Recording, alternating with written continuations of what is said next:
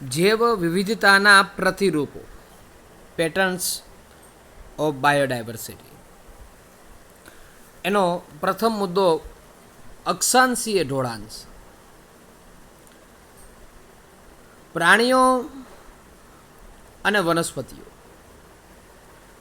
એની વિવિધતા સમગ્ર વિશ્વમાં અસમાન વિતરણ છે. એટલે કે આબોહવાને આધારે, પૃથ્વીના જુદા જુદા ભાગને આધારે,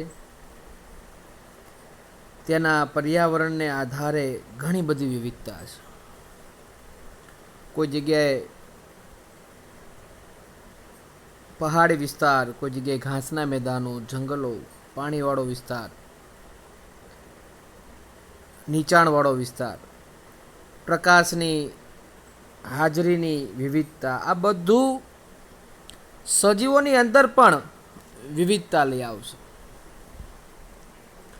પ્રાણીઓ તેમજ વનસ્પતિઓના ઘણા સમૂહો માટે વિવિધતામાં રસપ્રદ ભાતો જોવા મળે છે. ખૂબ જ જાણીતી વિવિધતા અક્ષાંશીય ક્રમબંધ ઢોળાંશ, ઉતાર ચઢાવ.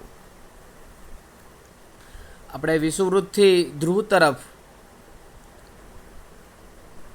અભ્યાસ કરીએ તો જાતિ વિવિધતા ઘટતી જાય છે. વિષુવવૃત્તીય વિસ્તાર મહત્તમ જાતિ વિવિધતા ધરાવે.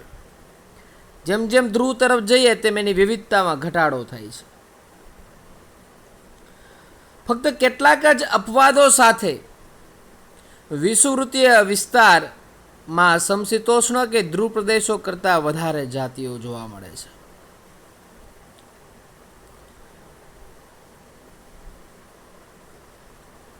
વિષુવવૃત્તથી નજીક કોલંબિયા, જ્યાં 1400 જેટલી પક્ષીઓની જાતિ, જ્યારે 41° ઉત્તર તરફ આપણે ન્યુયોર્કની વાત કરીએ તો 105 જેટલી પક્ષીઓની જાતિ. એનાથી ઉપર 71° તરફ જઈએ ગ્રીનલેન્ડ તો 56 પ્રકારની પક્ષીની જાતિ. તો વિચારીએ કે વિષુવવૃત્તથી ધ્રુવ તરફ ગયા તો 1400, 105 અને અંતે 56 જાતિમાં ઘટાડો થયો. ભારત કે જેનો અધિકતમ જમીન વિસ્તાર ઉષ્ણકટિબંધીય અક્ષાંશમાં આવે છે, જ્યાં 1200થી પણ વધારે પક્ષીઓની જાતિઓ જોવા મળે છે. ઇક્વાડોર જેવા ઉષ્ણકટિબંધીય વિસ્તારમાં, આ વન વિસ્તાર છે, એમાં વાહક પેશીધારી વનસ્પતિઓની જાતિ યુએસએના મધ્ય પશ્ચિમ જેવા સમશીતોષ્ણ ક્ષેત્રના વન વિસ્તાર કરતાં 10 ગણી વધારે છે. મિત્રો, ખાસ આ આંકડા વિસ્તાર વાઇઝ યાદ રાખવા જ પડશે. શક્ય હોય તો એને વારે વારે લખતું રહેવું. દક્ષિણ અમેરિકાના એમેઝોન એવા જંગલો છે, પૃથ્વીના ફેફસા ગણાય એટલા વૃક્ષો, એટલું ગાઢ જંગલ. મોટા ભાગના ઉષ્ણકટિબંધીય વર્ષાવનો, પૃથ્વી ઉપર સૌથી વધારે જૈવ વિવિધતાવાળો વિસ્તાર તો એમેઝોન. એમાં 40,000 જેટલી તો વનસ્પતિની જાતિઓ, 3,000 પ્રકારની મત્સ્ય, 1,300 પક્ષીઓ, 427 પ્રકારના સસ્તનો, 427 પ્રકારના ઉભયજીવીઓ, 378 સરીસૃપોની તથા 1,25,000થી પણ વધારે અપૃષ્ઠવંશી પ્રાણીઓ. તો એવો આ ગાઢ વિસ્તાર કે જ્યાં 40,000 પ્રકારની તો વનસ્પતિ છે, 3,000 પ્રકારના મત્સ્ય, 1,300 પક્ષીઓની જાતિ, 427 સસ્તનોની, 427 ઉભયજીવી, 378 સરીસૃપ, 1,25,000થી પણ વધારે અપૃષ્ઠવંશીઓ. વૈજ્ઞાનિકોનું અનુમાન છે કે આ વર્ષાવનોમાં અત્યારે પણ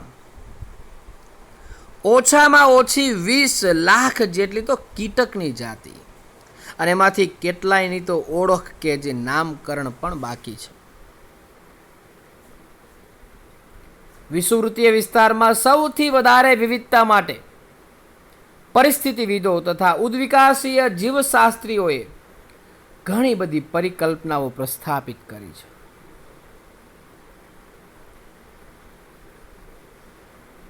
જેમાં જાતિ ઉદ્ભવ એક સમયનું કાર્ય છે. સમશીતોષ્ણ કટિબંધ આધીન વિસ્તારોમાં ભૂતકાળમાં વારંવાર હિમપ્રપાત થયેલા, જ્યારે તેનાથી વિપરીત ઉષ્ણકટિબંધીય અક્ષાંશોમાં લાખો વર્ષોથી તેની સાપેક્ષે ખલેલ વગર રહ્યા. આ જ કારણે જાતિ વૈવિધ્યીકરણ માટે લાંબો ઉદ્વિકાસનો સમય મળ્યો. એક જગ્યા એવી છે કે જ્યાં સતત ફેરફાર, સતત હિમપ્રપાત, અને એક વિસ્તાર એવો હતો કે જ્યાં કોઈ પણ પ્રકારની ખલેલ નથી લાંબા સમય સુધી. તો જ્યાં લાંબા સમય સુધીની સ્થિતિ ઉદ્વિકાસની પ્રક્રિયામાં પણ ફેરફાર લાવે. આ ઉપરાંત ઉષ્ણકટિબંધીય પર્યાવરણ એ સમશીતોષ્ણ પર્યાવરણથી વિપરીત રીતે ઓછા મોસમીય પરિવર્તનયુક્ત પ્રમાણમાં વધુ સ્થિર અને ભવિષ્ય વાખવા યોગ્ય અથવા તો અનુમાનિત રહ્યું. આવું સ્થિર પર્યાવરણ અનોખા વિશિષ્ટીકરણ ને પ્રોત્સાહિત કરતું અને સૌથી વધુ જાતિ વિવિધતા તરફ આ વિસ્તાર ઘેરાય.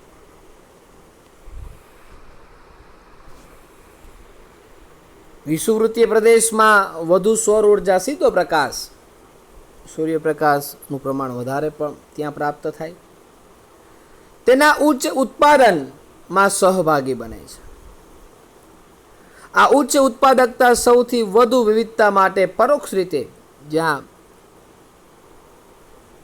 વનસ્પતિની સંખ્યા વધારે હોય તો એના ઉપર નભતા પ્રાણીઓની સંખ્યા પણ ધીમે ધીમે વધે, એના ઉપરના પક્ષીઓની સંખ્યા પણ વધે.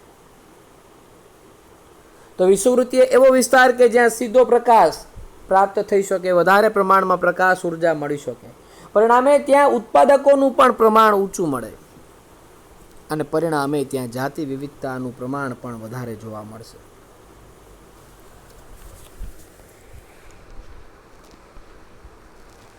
જાતિ વિવિધતા માટેના સંબંધો. જર્મનીના મહાન પ્રકૃતિવિદ અને ભૂગોળશાસ્ત્રી એલેક્ઝાન્ડર વોન હમ્બોલ્ટ એણે દક્ષિણ અમેરિકાના જંગલોના વેરાન પ્રદેશોમાં તેમના પ્રારંભિક અને વ્યાપક સંશોધન દરમિયાન એણે અવલોકન કર્યું કે વસવાટમાં જાતિની સંખ્યાનો વધારો થાય છે. જેમ જેમ વસવાટ વધે તેમ તેમ જાતીય વિપુલતા વધે, પરંતુ આવું ક્યાં સુધી? અમુક મર્યાદા સુધી.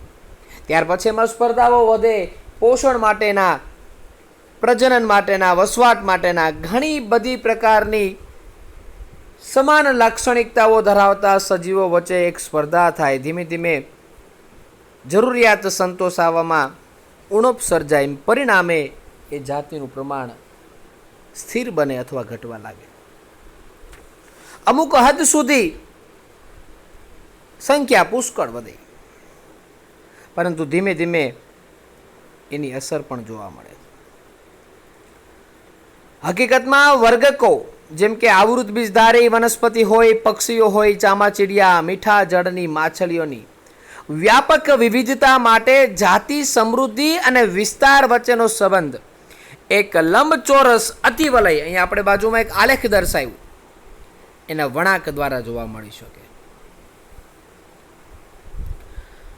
લઘુગુણકના માપ પર આ સંબંધ એક સૂત્ર રજૂ કર્યું છે, log s બરાબર log c વત્તા z log a. એના સંજ્ઞાઓના ઓળખ પણ આપી. એસ એટલે જાતિ સમૃદ્ધિ, એ એટલે જે તે અભ્યાસમાં લીધેલો વિસ્તાર, ઝેડ એ રેખાનો ઢાળ છે, સી એ વાય માઇનસ આંતરછેદ.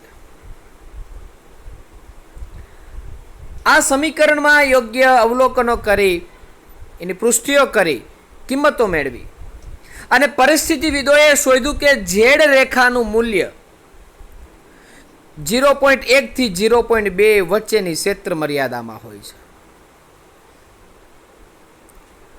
પછી ભલે એ વર્ગીકરણીય સમૂહ કે પ્રદેશ કોઈ પણ હોય, તેને અનુલક્ષીને સમાશ્રયન રેખાનો ઢાળ આશ્ચર્યજનક રૂપે એક સમાન જોવા મળ્યો.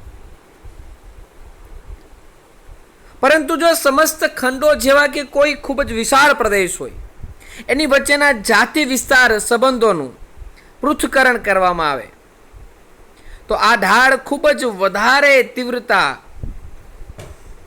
જોવા મળશે, જેનું મૂલ્ય 0.6 થી 1.2 જેટલી ક્ષેત્ર મર્યાદામાં જોવા મળતું હોય.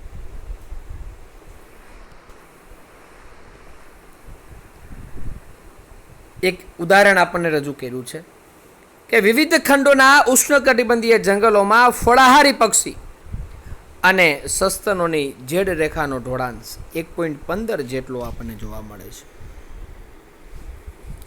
તો આ મુદ્દો હતો જાતિ વિસ્તાર સંબંધો. કઈ રીતે એક સૂત્ર ખાસ યાદ રાખવું, log s બરાબર log c વત્તા z log a. s એટલે જાતિ સમૃદ્ધિ છે, એ જે તે વિસ્તારનું ક્ષેત્રફળ, ઝેડ રેખાનો ઢાળ રજૂ કર્યો છે, સીની કિંમત વાય માઇનસ આંતરછેદ રજૂ કર્યા છે. હાલ આપણે આની કોઈ ગણતરી કે દાખલો ગણવાનો નથી, પરંતુ સૂત્ર યાદ રાખવું અને આ સૂત્રની અંદર જે ઝેડની બે વેલ્યુ રજૂ કરી છે એ પણ ખાસ યાદ રાખવી. નિવસન તંત્ર માટે જૈવ વિવિધતાનું મહત્ત્વ એ આપણે નેક્સ્ટ વિડીયોમાં અભ્યાસમાં લેશું. આભાર.